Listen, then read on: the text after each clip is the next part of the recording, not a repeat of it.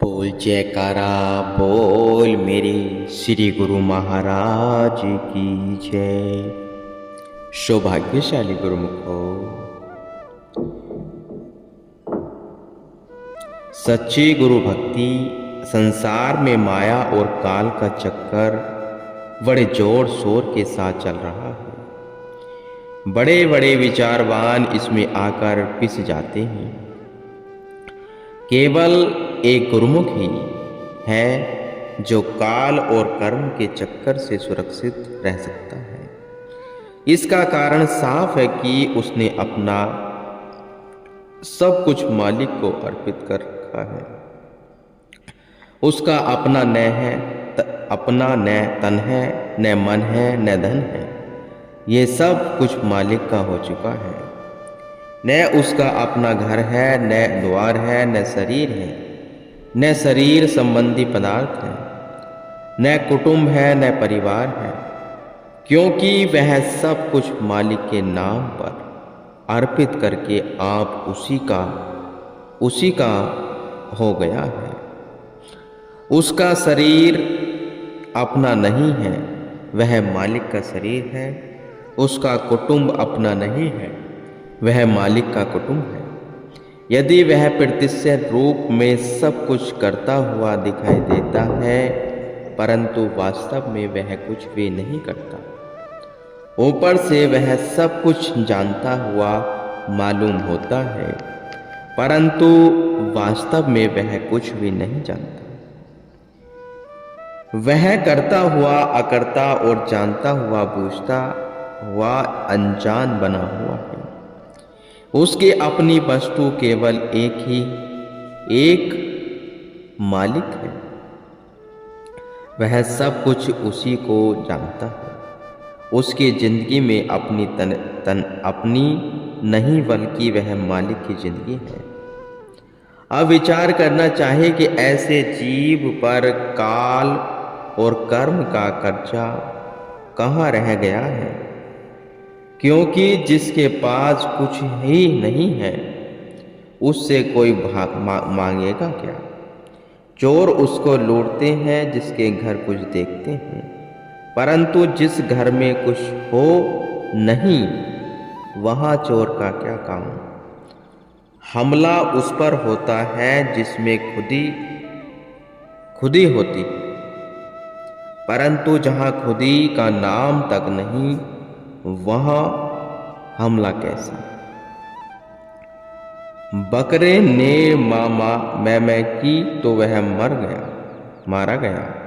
उसकी गर्दन पर कसाई ने छुरी चला दी और वह टुकड़े टुकड़े होकर बाजार में जा बिका। मैं बुरी बलाए है, सको तो निकासो भाग, कहे कबीर कब तक रहे रुई लपेटे आग। श्री कबीर साहिब जी कह रहे हैं, परंतु गुरुमुख ने इस मैं के रोग को जड़ से काट दिया है। उसकी मैं अब तू के रूप में बदल गई है।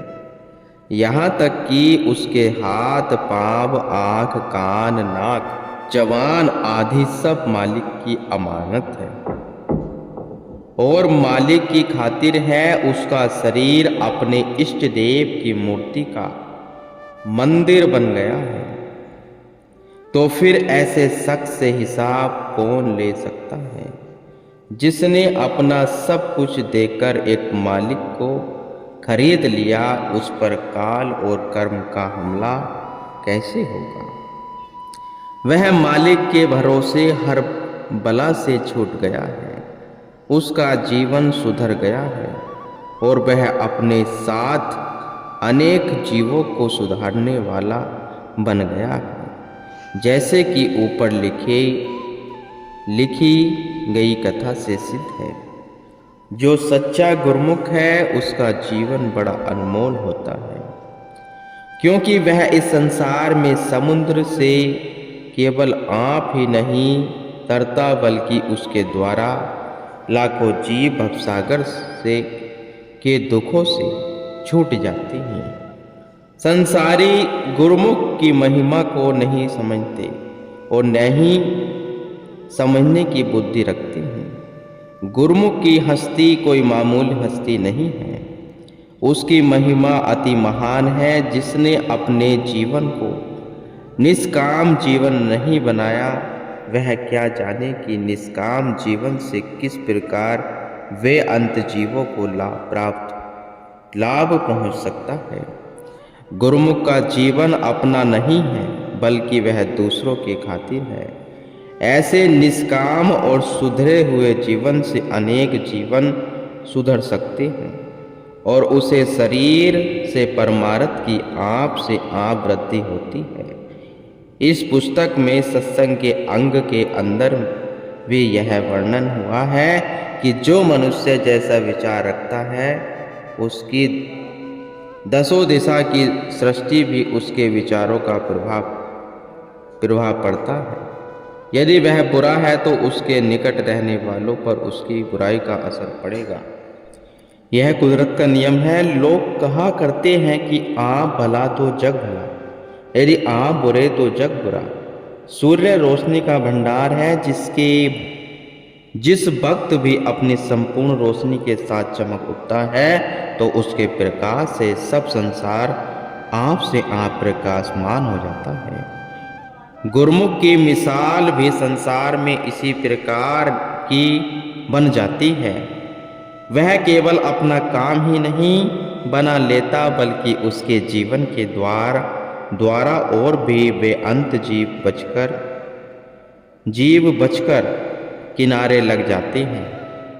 गुरु की भक्ति सबसे उत्तम है। इसके बिना सेवक का काम नहीं बनता। शास्त्रों में हर जगह अनन्य भक्ति की महिमा पर जोर दिया गया है। दुनिया भूली हुई है, जो जगह जगह पर हाथ पांव मारती रहती है।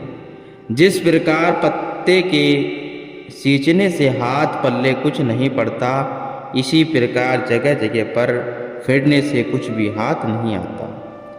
पात पात को सींचते पेड़ को दिया सुकाए, माली सींचे मूल को ऋतु आए फल खाए। श्री कबीर साहिब जी ने कहा है, अनन्य भक्ति का अर्थ है एक ही भक्ति, और वह एक ही भक्ति गुरु की ही भक्ति हो सकती है। क्योंकि मनमती भक्ति से यह जीव कभी ठौर ठिकाने नहीं लग सकता। मन का तो स्वभाव है कि वह कभी भी एक जगह पर ठहरा नहीं करता। सदा बंदर के समान कभी कहीं और कभी कहीं उछलता कूदता हुआ अनेक संबंध अपने आसपास बनाए रखता है। इन संबंधों से छूटने के लिए अकेले तत्वीर यह है कि गुरु के रूप से संबंध उत्पन्न किया जाए। उसी एक के रिश्ते से बाकी संपूर्ण रिश्ते आप से आप कट जाएंगे। कल्पनाएं दूर होंगी और जीव अपने ठिकाने लगेगा। वे समझे कि भक्ति भी किसी काम की नहीं होती, क्योंकि जहाँ एक तो उपासक है और हजारों उसके इष्ट हो, तो वह बेचारा किस किस की पूजा करे और किस किस के साथ प्रेम करे। सुगम युक्ति यह है कि वह एक गुरु का पल्ला दृढ़ता से पकड़ ले। अनेकों का झगड़ा आप से आप मिट जाएगा। संसार में हर मनुष्य सुख और शांति को चाहता है। हर एक की यही इच्छा है कि उसका मन एकाग्र और वह एकता की अवस्था पर पहुंचकर सच्ची खुशी और आनंद को प्राप्त कर सके। परंतु यह एकता तब होगी जब वह एक का ही बनेगा। एक का बनने से एकता आएगी और बहुतों से बनने से वृत्ति विख रहेगी और सुख का स्थान नहीं मिलेगा। जो मनुष्य बहुतों का बनता है, वह वास्तव में एक का भी नहीं बनता, और जो एक का ही बन जाता है, उसमें बहुतों का प्रसन्न आप से आप पूर्ण हो जाता है।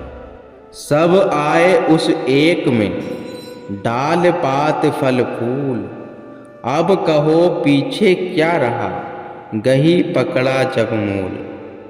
श्री कबीर साहिब जी कह रहे हैं, जिसको गुरु पूर्ण मिल जाने पर भी मन को शांति नहीं हुई, तो उसका कारण यही है कि अभी मन से अनेकों के संबंध नुक्स दूर नहीं हुआ। गुरु के मिलने पर साथ ही यह शर्त भी जरूरी है कि औरों के संबंध में कभी कमी की जाए, क्योंकि जब तक अनेकों की तरफ से दिल नहीं हट जाएगा तब तक एक की भक्ति का रस नहीं आएगा।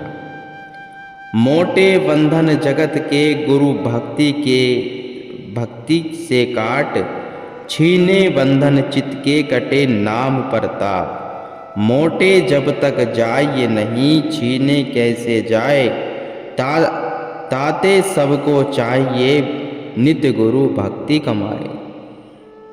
श्री कबीर साहिब जी कह रहे हैं, गुरु का दर्शन, गुरु की सेवा, गुरु की पूजा, गुरु का ध्यान, गुरु की संगति और समीपता, यह सब गुरु भक्ति के प्रकरण हैं। इनसे जगत के मोटे बंधन कटेंगे। इसलिए पहली शर्त यही है कि मनुष्य गुरु की भक्ति को मन दे, जिससे मोटी माया साफ हो जाएगी, रही छीनी माया। इसके लिए गुरु के नाम का सुमरन और ध्यान के अभ्यास की आवश्यकता है, जिसका संबंध मन के साथ है। जब ये दोनों सीढ़ियां तय हो जाएंगी तो अपने आप का सत्कार होगा और मनुष्य जीवन मुक्ति के सुख का अनुभव करेगा। जब स्थूल और सूक्ष्म दो प्रकार की माया के संस्कार दूर हो जाएंगे तो फिर हर जगह इष्ट देव का रूप दिखाई देने लगेगा। यह रूहानियत है और यही रूह के सुख का असली स्थान है, जिससे के प्राप्त करने के लिए सिवाय गुरु की भक्ति के और कुछ भी तरकीब नहीं है। कहने का यही तात्पर्य कि गुरु की भक्ति हृदय से करोगे तो गुरु जी के 24 घंटों में 24 घंटे गुरु महाराज जी के दर्शन कर सकते हो। पर भक्ति करना है तो दिल से करना है, गुरु